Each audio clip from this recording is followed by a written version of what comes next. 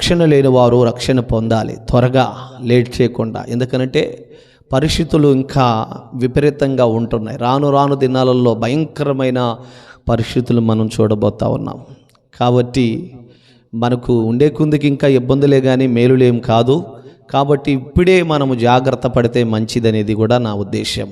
అందుకనే మారు మనసు పొందిన వారు ఎవరైనా ఉంటే మారు మనసు పొందండి, రక్షణ ఎవరైనా పొందకపోతే రక్షణ పొందండి అని తరచుగా నా హ్యాపీగా క్షేమముగా వెళ్తుంది అని అనుకుంటే అది మన భ్రమ. ఉండే కుందికి ఇంకా మనం ఎన్ని విపత్తులు ఎలాంటి ఇబ్బందులు సేవలో పరిచర్యలో మనం ఎదుర్కోవాలనో కూడా పరిస్థితులు రావని కూడా చెప్పడానికి లేదు.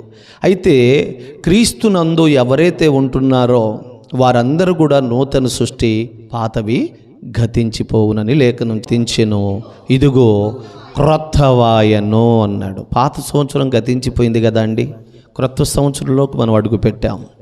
అలాగనే క్రీస్తు దగ్గరికి మనం వచ్చిన తర్వాత, క్రీస్తుని రక్షకునిగా అంగీకరించిన తర్వాత, క్రీస్తు మార్గములో మనం నడుస్తున్నప్పుడు మనలో ఇంతకుముందు ఏదైతే ఉన్నాయో పాతవి అవి గతించిపోవాలి, విడిచిపెట్టాలి.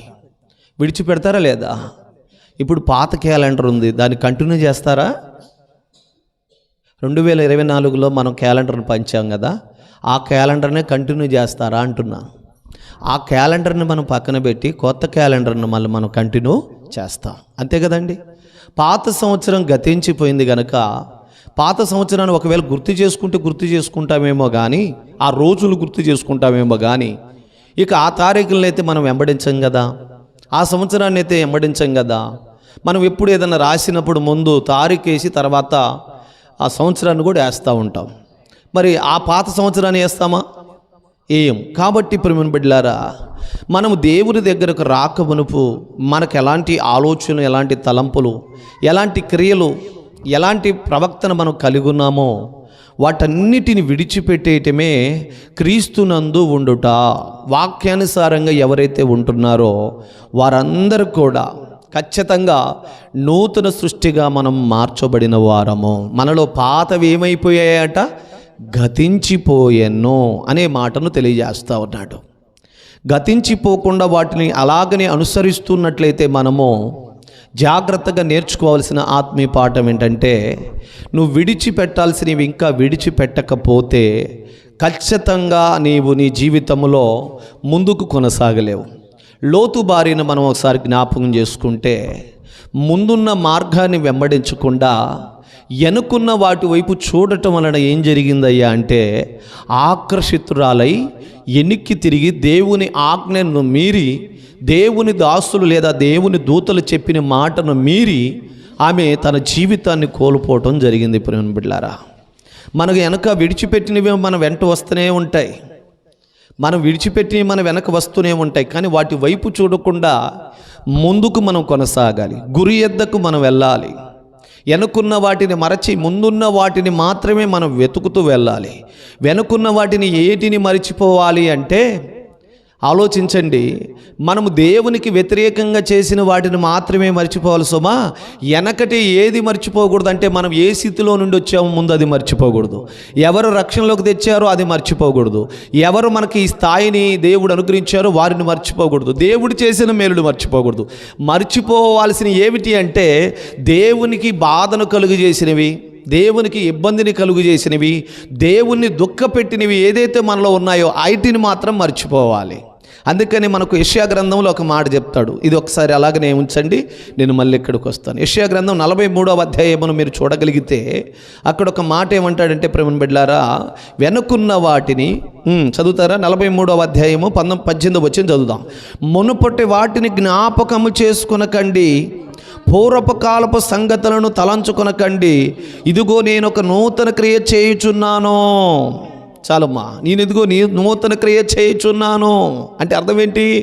మీరు ఇదివరకు విడిచిపెట్టి నా దగ్గరకు రాకమునుపు ఏదైతే చేశారో, ఏ అలవాట్లయితే ఉన్నాయో, ఏ తలంపులైతే కలిగి ఉన్నారో, ఎలాంటి క్రియలైతే మీరు చేశారో వాటన్నిటిని విడిచిపెట్టి మీరు నా యొద్దకు వచ్చారు కనుక మీరు నూతన సృష్టిగా మార్చబడ్డారు. మీలో ఉన్న పాతవి గతించిపోయాయి, అందుకే నూతన క్రియను చేయబోతున్నాను. ఆ నూతన క్రియ ఏంటంటే తెలుసా? పాతవి గతించిపోయిను, నూతన సృష్టిగా మనము మార్చబడ్డాం. నూతన సృష్టిగా మార్చబడిన మనలో పాతవి కనిపించకూడదు. ఇది మనం గుర్తు చేసుకోవాల్సిన విషయం ప్రేమ బిడ్డలారా. పాతవి అనేవి మనలో కనిపించకూడదు. అంటే ఇదివరకు మనము ఒకప్పుడు ఎలాగున్నామో అలాంటి లక్షణాలు మళ్ళీ మనము క్రీస్తులోకి వచ్చిన తర్వాత అవి కనిపించకూడదు. మారు మనస్సు అంటే అది. ఇది తెలియక చాలామంది మారు మనసు పొందావక్క, రక్షణ పొందావక్క అంటారు.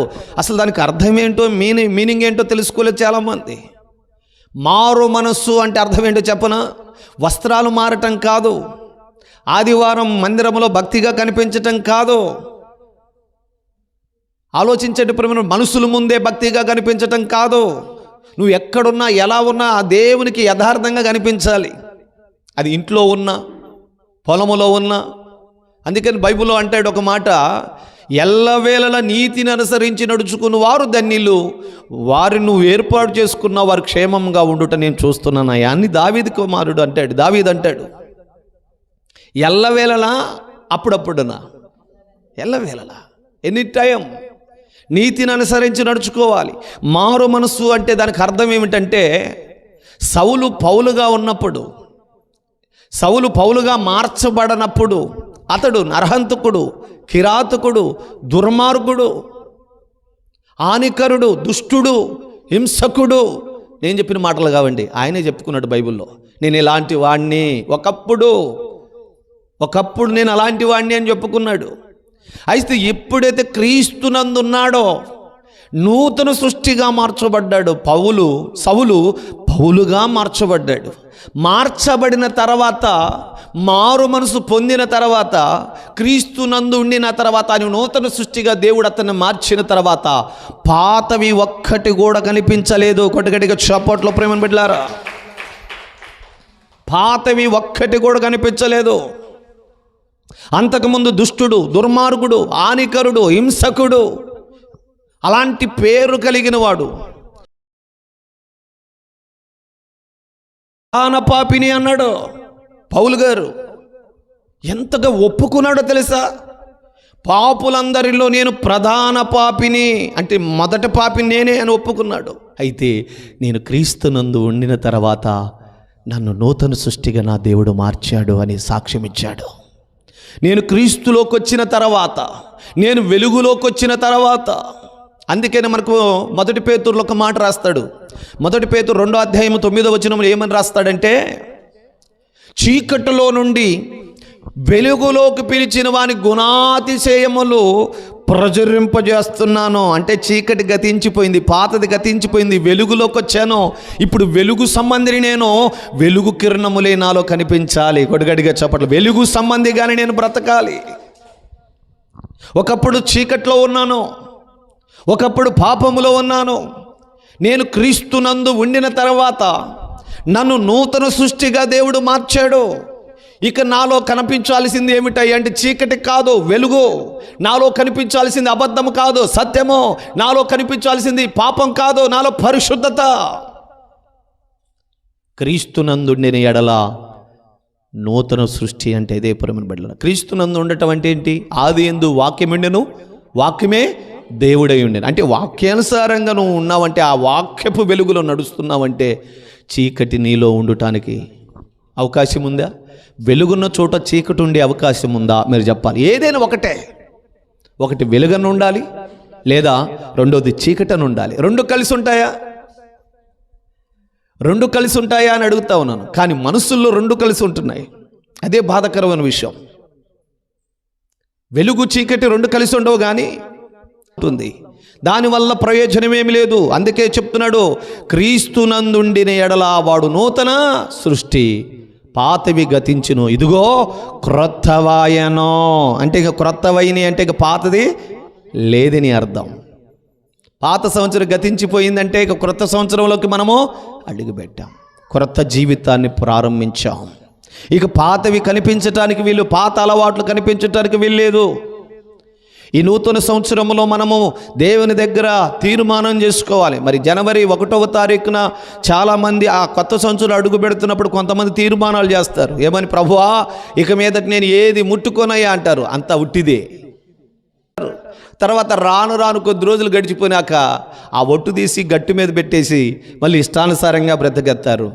మళ్ళీ ఈ లోపల మళ్ళీ కొత్త సంవత్సరం వస్తుంది అన్నప్పుడు మళ్ళీ ఏమంటారు తెలుసా? వచ్చే సంవత్సరం నుంచి నేను మళ్ళీ ఏది జీవితాంతం అలా కొనసాగుతూ ఉంటే నీవు ఇంకా నూతన సృష్టి కాలేదు. ప్రభు చెప్తా ఉన్నాడు, మునుపటి వాటిని జ్ఞాపకం చేసుకోవద్దు అన్నాడంటే అది పాపము విషయములోనే కానీ మరొకటి కాదు. మునుపటి వాటిని ఏటిని జ్ఞాపకం చేసుకోవాలి? దేవుడు చేసిన మేలును జ్ఞాపకం చేసుకోవాలి. ఏ స్థితిలో నువ్వు ఉంటే ఈ స్థితిలోకి వచ్చావో దేవుడు ఈ స్థితిలో హెచ్చించాడో జ్ఞాపకం చేసుకోవాలి. దావీదు అంటాడు, ఒకప్పుడు నేను గొర్రెల కాసువాడనయ్యా, ఇప్పుడు ఇశ్రాయేలును పరిపాలన చేసే రాజును చేశావు. ఇంతగా హెచ్చించుటకు నేను ఏ పాటి వాడను, నా ఇల్లు ఏ పాటిది అని చెప్పి దేవుని సన్నిధిలో కృతజ్ఞత కలిగి ఉన్నాడు. కొంతమందికి కొంచెం ఎచ్చులోకి వస్తే కళ్ళు నెత్తికెక్కి పైకి చూస్తూ ఉంటారు. ప్రేమ బిడ్డలారా, అణిచేస్తాడు. ఏ విషయంలో కూడా మనం గర్వపడితే తొక్కి అణిచేస్తాడు. గర్విష్ఠుని ఏం చేశాడండి? నెబుకద్నెజర్ని ఏం చేశాడు? గాడిద వలె గడ్డి మేపించాడు. బైబిల్ గ్రంథంలో వస్తీ ఒక ఆమె ఉంది, గర్వపడింది, పోస్ట్ పీకేస్తే ఎస్తేర్ని పెట్టాడు. ఆమె అనుకుంది ఇది శాశ్వతం అనుకుంది, ఇక నన్ను ఎవరు కదించలేరు అనుకుంది. ఉన్నతమైన స్థితిలోకి వెళ్ళిపోయాను, ఇక నాకు ఎవరితో ఏం పని అని లెక్క లేకుండా జీవించింది. దేవుడు పీకేసి మూటములు జరుపుకొని ఇంటికి పంపించేశాడు. కొట్టుగడిగా చోపట్లో ప్రేమను బిడ్డలారా. అందుకని ఏది శాశ్వతం అని చూసి గర్వపడొద్దు అంటా నేను. ప్రతి విషయంలో మనం జాగ్రత్తగా నడుచుకోవాలి. ఇప్పుడున్న ఈ స్థితి శాశ్వతమని గర్వపడొద్దు. ఉన్నతమైన స్థితిలో ఉన్నాను, ఇక నాకు ముందు కూడా ఇలాగనే ఉంటుందని నువ్వు గర్వపడొద్దు. ఏ క్షణాన ఎప్పుడు ఏ విషయంలో ఎలాంటి పరిస్థితులు మనం ఎదుర్కోవాల్సిన పరిస్థితి వస్తుందో మనకు తెలియదు. ప్రేమ బిడ్డలారా, ఏమి జ్ఞాపకం చేసుకోవాలి? దేవుడు చేసిన స్థితిని మనం జ్ఞాపకం చేసుకోవాలి. దేవుడు చేసిన మేలులు, దేవుడు చూపించిన కృపను వాటిని తలంచుకుంటూ జ్ఞాపకం చేసుకుంటూ ప్రభును స్తుతించి కృతజ్ఞత భావం కలిగి ఇంకా దేవునికి సమీపస్తులమై ఆయనను బాధ పెట్టేవి, దుఃఖ పెట్టేవి, ఆయాస పెట్టే వాటిని విడిచిపెట్టాలి. చూడండి, కిందకు ఒక మాట అంటాడు, నువ్వు నన్ను గణపరచపోయినా బాధలేదు, కానీ నన్ను ఎన్నోసార్లు బాధ పెట్టావురా అంటాడు. అది ఎంత బాధకరమైన 24 వచనం, అదే అధ్యాయంలో 24 వచనం చదవండి. నా నిమిత్తం సువాసన గల లవంగపు చెక్కను నీవు రోకలిచ్చి కొనలేదు, నీ బలి పశువుల కొవ్వు చేత నన్ను తృప్తిపరచలేదు. సరే గదా, నీ పాపముల చేత నీవు నన్ను విసికించితివి, నీ దోషముల చేత నన్ను ఆయాస పెట్టితివి. చూసారా ప్రేమ బిడ్డలారా, ఇంకా ఎన్ని సంవత్సరాలు నువ్వు ఆయన ఆయాస పెడతావు? ఇంకా ఎన్ని సంవత్సరాలు నీవు నూతన హృదయాన్ని, నూతన స్వభావాన్ని పొందుకోకుండా, నూతన సృష్టిగా మారకుండా, ప్రభు దగ్గరకు వస్తూనే, ప్రభు మార్గంలో నడుస్తూనే, చర్చికి వెళుతూనే, వాక్యాలు వింటూనే నీ నీచమైన కార్యాలు చేసి ఇంకే ఎన్నాళ్ళైనా బాధ పెడతావు, ఎన్నాళ్ళు దుఃఖ పెడతావు, ఎన్ని సంవత్సరాలు ఆయన ఇంకా ఆయాస పెడతావు? ఒక్కసారి ఆలోచించు ప్రియ సహోదరి సహోదరుడా. నిజంగా నీవు క్రీస్తునందుంటే నూతన సృష్టిగా నువ్వు మార్చబడాలి. ఒకవేళ నువ్వు ఇంకా మార్చబడకపోతే ఇప్పటికైనా క్రీస్తునందుకు రా. ఆయన నూతన సృష్టిగా నిన్ను మార్చి ఇదిగో పాతవి నీలో గతింపజేసి నూతన క్రియ చేయబోతా ఉన్నాడు నా దేవుడు. హల్లెలూయా. అందుకంటున్నాడు, ఇదిగో పూర్వపు కాలపు సంగతులను తలంచుకొనకండి, ఇదిగో నూతన క్రియ నేను చేయబోచున్నాను. అదేనండి, ఆ నూతన క్రియే క్రీస్తు దగ్గరకు వస్తే ప్రతి ఒక్కడిని నూతన సృష్టిగా చేస్తాడట. ఆయన చేయగలడు. ఆయన మార్చలేని వాడంటూ ఎవరు లేరు. కొన్నిసార్లు మనం అంటుంటాం, అయ్యా వీడిని దేవుడు కూడా మార్చలేడయ్యా, ఏమైనా దేవుడు కూడా మార్చలేడయ్యా. ఎన్ని సంవత్సరాల నుంచి బైబిల్ గ్రంథములో ఇర్మియా ప్రవక్తకు ఒక మాట చెప్పాడు. ఏంటో తెలుసా? 18వ అధ్యాయము 1వ వచనములో మనం చూస్తాం. ఇర్మియా గ్రంథములో ఇర్మియా ప్రవక్తకి ఏమన్నాడంటే, అయ్యా నువ్వు వెళ్ళి ప్రజలకు తెలియచేయపోనానా, వాళ్ళు నేను మార్చుకుని మంచి వ్యక్తులుగా చేసుకుంటాను రా బాబు అంటే, లేదు ప్రభువా వాళ్ళు వినరు, మారరు, ఎంత చెప్పినా వేస్ట్, నేను ఎన్నిసార్లు చెప్పాను మారరు ప్రభువా అన్నట్లుగా మనోడుంటే, అప్పుడు దేవుడు ఒక మంచి మాట తెలియజేస్తాడు. చదువుతారా ఆ మాటను? నీవు యెహోవా యొద్ద నుండి ఇర్మియాకు ప్రత్యక్షమైన వాక్కు, నీవు లేచి కొమ్మరింటికి పొమ్ము, అక్కడ నా మాటలు నీకు తెలియజేద్దును. నేను కుమ్మరి ఇంటికి వెళ్ళగా వాడు తన సార మీద పని చేయుచుండెను. కుమ్మరి జిగట మట్టితో చేయుచునకుండా వాని చేతులు విడిపోగా ఆ జిగటమన్ను మరలా తీసుకొని కుమ్మరి తనకు యుక్తమైనట్టుగా దానితో మరొక కుండ చేసెను. హల్లెలూయా. ఎవరంటున్నారు ఈ మాట? ఇర్మియా ప్రవక్త అంటున్నాడు. ఎవరితో చెప్తా ఉన్నాడు ప్రేమను బిడ్డలారా? యూదా ప్రజలకు చెప్తా ఉన్నాడు. ఇదిగో నన్ను కుమ్మరివానింటి దగ్గరికి వెళ్ళిపోమన్నాడు. నేను కుమ్మరివాని ఇంటికి వెళ్ళగా ఆ కుమ్మరివాడు చారం మీద మట్టి పెట్టుకొని ఒక కుండను చేస్తూ ఉంటే నేను చూస్తూ ఉన్నాను. అప్పుడు ఆ కుండను చేస్తుండగా ఆ కుండ అతని చేతులు విడిపోయింది. విడిపోయిన వెంటనే ఈ మట్టి పనికిరాదని తీసి పారవేయకుండా ఆ మట్టినే తీసుకొని మళ్ళీ దానికి జిగట వచ్చేటట్టు చేసి మళ్ళీ యుక్తమైన కుండగా చేసెను అనే మాట చెప్తా ఉన్నాడు. నిజమేనండి. ఇప్పుడు ఏమంటున్నాడు? 5వ వచనంలో ఏమంటున్నాడు? అంతటా యెహోవా వాక్కు నాకు ప్రత్యక్షమై ఇలాగు సెలవిచ్చెను, ఇశ్రాయేలులారా, ఈ కుమ్మరి మట్టికి చేసినట్లు నేను మీకు చేయలేనా? ఇదే యెహోవా వాక్కు. జిగటమన్ను కుమ్మరి చేతిలో ఉన్నట్లుగా ఇశ్రాయేలు ప్రజల్లారా మీరు నా చేతిలో ఉన్నారు. హల్లెలూయా. గట్టిగా చూసారా ప్రభువుని బిడ్డలారా? నూతన సృష్టిగా చేయటం అంటే ఇదే. ప్రభు దగ్గరకు వస్తే ఒక కుమ్మరివాడు ఆ మట్టిని చేస్తూ ఒక కుండను చేస్తుండగా ఆ కుండ ఆ మట్టి ఏ విధంగా విడిపోయిందో, కుండగా కాకుండా ఎలా పడిపోయిందో, పాత్రగా కాకుండా అది ఎలా పడిపోయిందో, ఆ కుమ్మరి అదే మట్టిని తీసుకొని మళ్ళీ మంచి కుండగా చేసినట్లుగా పాడైపోయిన మీ బ్రతుకులను, పాడైపోయిన మీ జీవితాలను నేను మళ్ళీ నూతనమైన పాత్రగా చేయలేనా అంటున్నాడు దేవుడు. హల్లెలూయా. గట్టిగా ఇశ్రాయేలు ప్రజల్లారా, ఇదిగో ఈ కుమ్మరి మట్టికి చేసినట్లుగా నేను మీకు చేయలేనా అంటే అర్థం ఏంటి? మిమ్మల్ని పనికిరాని పాత్రలుగా ఉన్న మిమ్మలను పనికొచ్చే పాత్రగా నేను చేయలేనా? నూతన సృష్టిగా నేను చేయలేనా? మీలో ఉన్న వాటిని పాతవి గతింపచేసి నూతన క్రియ నేను జరిగించలేనా అని ఈ మాట తెలియజేస్తా ఉన్నాడు. సౌలును అలాగనే చేశాడు తెలుసా? సౌలు పాత రోత జీవితాన్ని తీసేసి నూతన సృష్టిగా నూతన పాత్రగా చేశాడు. అననీయ, సౌలు అక్కడ పడి ఉన్నాడు, నువ్వు వెళ్ళి అతనికి కళ్ళివ్వు అని అడిగాడు. ప్రార్థన చేయి, నేను కళ్ళు ఇస్తాను, నేత్రాలు ఇస్తాను అంటాడు. అప్పుడు ఆయన అంటాడు, కరుణామయ, మమ్మల్ని చంపటానికి వచ్చినోడికి కళ్ళియమంటావా అంటే ఆయన అంటాడు, నా కొరకు ఎన్ని శ్రమలైనా, ఎన్ని నిందలైనా, ఎన్ని అవమానాలైనా భరించుటకు నేను అతన్ని బలమైన పాత్రగా మార్చుకున్నాను అన్నాడు. కొట్టిగట్టిగా చప్పట్లు ప్రేమ బిళ్ళారా.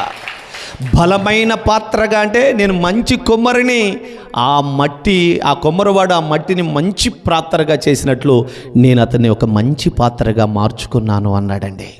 ఇది నూతన సృష్టి అంటే. ఆలోచించండి ప్రేమను బిడ్డలారా. ఎవరైనా మార్పు చెందకపోతే, మారు మనసు పొందకపోతే, ఇంకా బాప్తిసం తీసుకోకపోతే, ఒకవేళ తీసుకున్న సరైన త్రోవలో నడవకపోతే క్రీస్తు ప్రభు వారిని మనం అడగాల్సిందేంటో తెలుసా? ప్రభువా, నన్ను నూతన సృష్టిగా మార్చయ్యా, నాలో ఉన్న పాత రోతలన్నిటిని తొలగించి నన్ను మంచి పాత్రగా చేయి తండ్రి అని మనం ప్రార్థన చేసినప్పుడు దేవుడు మనలో నూతన క్రియ చేస్తాడు. మళ్ళీ ఈ నూతన సంవత్సరంలో దేవునికి మహిమ కలుగునుగాక.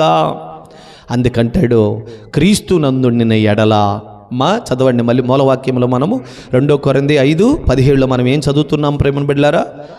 కాగా ఎవడైనను అన్నాడు. ఈ మాటను మీరు క్రీస్తునందు ఉండిన ఎడల అంటే వాక్యాన్ని విని వాక్యానుసారంగా నడవటానికి తీర్మానం చేసుకుంటే, క్రీస్తుని సొంత రక్షకునిగా అంగీకరిస్తే వాడిని నేను నూతన సృష్టిగా మారుస్తాను. గడిగడిగా పాతవి గతించిపోయెను అనే పదానికి అర్థం ఏంటో తెలుసా? పాతవి గతించిపోయెను అనే పదానికి అర్థం ఏంటి తెలుసా?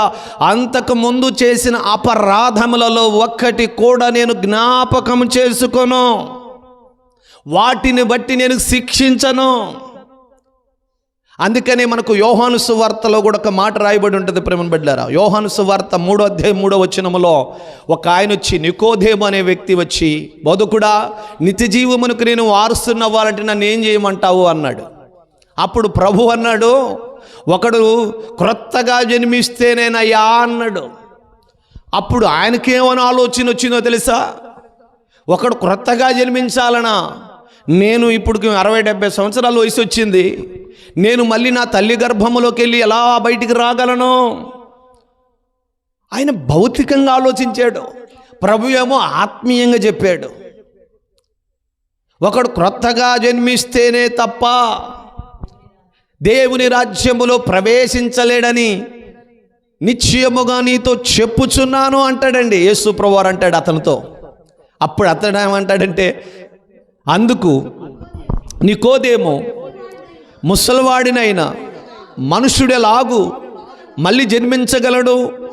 రెండో మారు తల్లి గర్భమందు ప్రవేశించి జన్మింపగలడా అని ఆయనను అడగగా, ఎవరు అడుగుతున్నారు ఈ మాట? నికోదేము అడుగుతున్నాడు. ఎవరిని? యేసు ప్రభువారిని. ఏమని అడుగుతా ఉన్నాడు? ఆలోచించండి. నేను క్రొత్తగా జన్మిస్తేనే నువ్వు పరలోక రాజ్యానికి లేదా దేవుని రాజ్యంలోకి వస్తావయ్యా అన్నాడు ఆయన. ముసలివాడైన వాడు తిరిగి మళ్ళీ తల్లి గర్భంలో నుండి ఎలా వస్తాడయ్యా అని నేను అంటున్నాడు.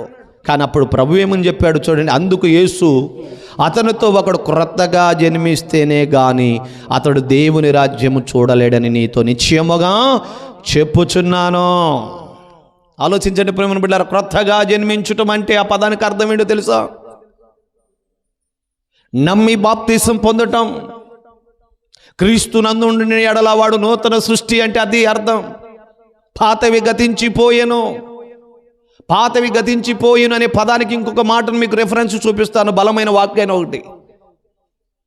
నేను అందుకంటున్నా, మరణకరము కాని పాపం ఒకటి ఉంది, మరణకరమైన పాపం ఒకటి ఉంది. మరణకరము కాని పాపం ఏంటి, మరణకరమైన పాపం ఏమిటి అంటే పాపంలో 2 రకాలు ఉన్నాయా అని అంటారేమో. బాప్తిసం తీసుకోకముందు మనం చేసిన ప్రతి పాపము దేవుని దగ్గరకు వచ్చి ఒప్పుకుంటే అది మరణకరము కానిది. ఒకవేళ రాకపోతే అదే మరణకరమైంది అవుతుంది. వచ్చి ఒప్పుకొని విడిచిపెడితే అది మరణకరము కానిది. మరి మరణకరమైన పాపం ఏమిటి అంటే బాప్తిసం తీసుకుని కూడా తెలిసి కూడా మళ్ళీ పొరపాటు చేస్తే అది మరణకరమైనది. ఇంకా దానికి పాపము, ఆ పాపానికి బలిక లేదు. ఒక్కసారి మన తప్పులు క్షమించబడతాయి. తల్లి గర్భములో నుండి వచ్చిన కాడు నుండి మంచేదో చెడేదో మనకు తెలిసిన కాడు నుండి మనం ప్రభు నమ్ముకోవటానికి వచ్చేంత వరకు, అప్పటి వరకు ఏదైతే చేశామో అది ఎన్ని నేరాలైనా, ఎన్ని మోసాలైనా, ఎన్ని అబద్ధాలైనా, ఎలాంటివైనా ప్రభు దగ్గరకు వచ్చి ఒప్పుకున్న వెంటనే అవి జ్ఞాపకములోకి రాబడం. అందుకని అది రాబడవు అంటానికి ఒక బలమైన వాక్యాన్ని మీకు చూపించాలని ఆశపడతా ఉన్నాను. రండి,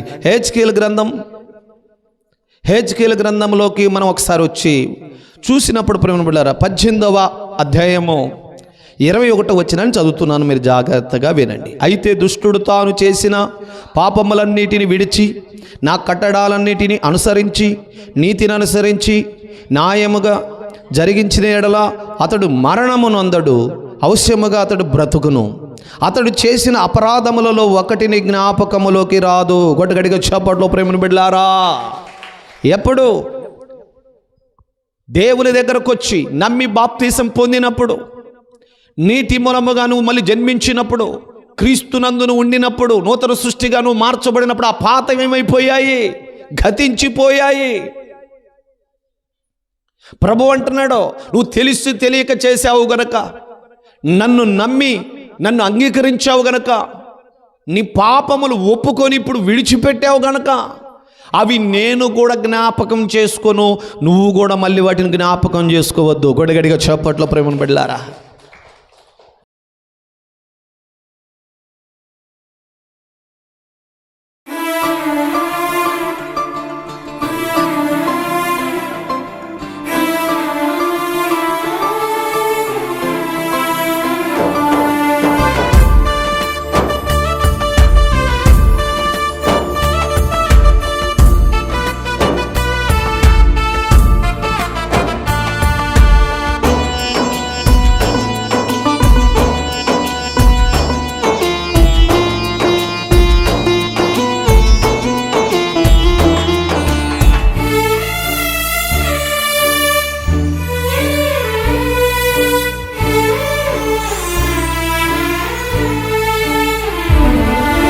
అడగక మునిపే అన్నీ ఇచ్చావు, నన్ను అందరిలోన మిన్నగా ఉంచావు. సృష్టికర్త యేసయ్యా, నీకు సాటి ఎవరయ్యా? నీ రుణం నేనెట్లు తీర్చగలనయ్యా, నీ రుణం నేనెట్లు తీర్చగలనయ్యా. అడగక మునిపి అన్నీ ఇచ్చావు,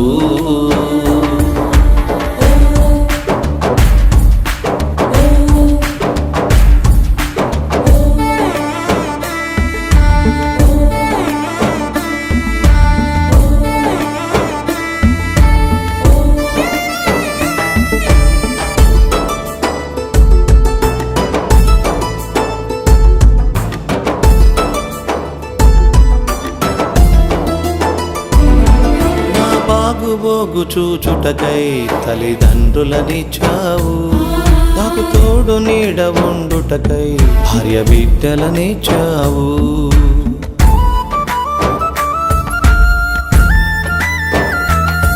నా బాగుబోగు చూచుటకై తల్లిదండ్రులనిచ్చావు, నాకు తోడు నీడ ఉండుటకై భార్య బిడ్డలనిచ్చావు. గాలినిచ్చావు, నాకై నీరునిచ్చావు, ఆత్మనిచ్చావు, నాకై ఆరోగ్యమిచ్చావు. ఆత్మనిచ్చావు, నాకై ఆరోగ్యమిచ్చావు. అడగక మునిపి అన్నీ ఇచ్చావు, నన్ను అందరిలోన మిన్నగా ఉంచావు.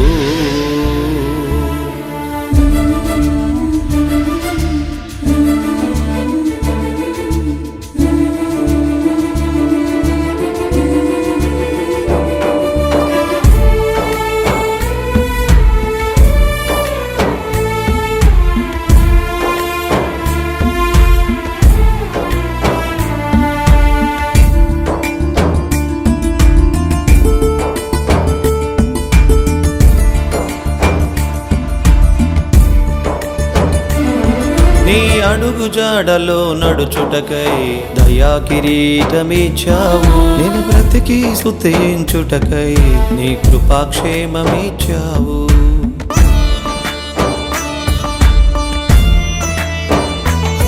నీ అడుగు జాడలో నడుచుటకై దయా కిరీటమిచ్చావు, నేను బ్రతికి స్తుతించుటకై నీ కృపాక్షేమమిచ్చావు.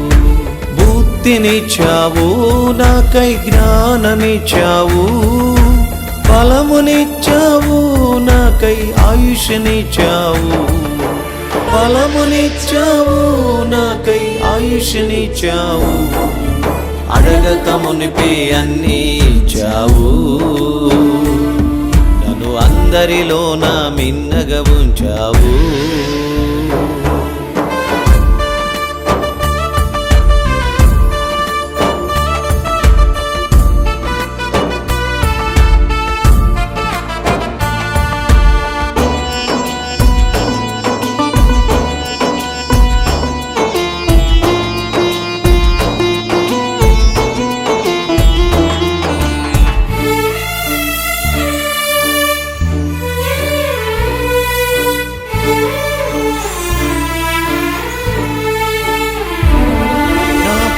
భారము తొలగించుటకై ప్రాణమిచ్చావు, నేను నిత్యము నీతో ఉండుటకై జీవ కిరీటమిచ్చావు.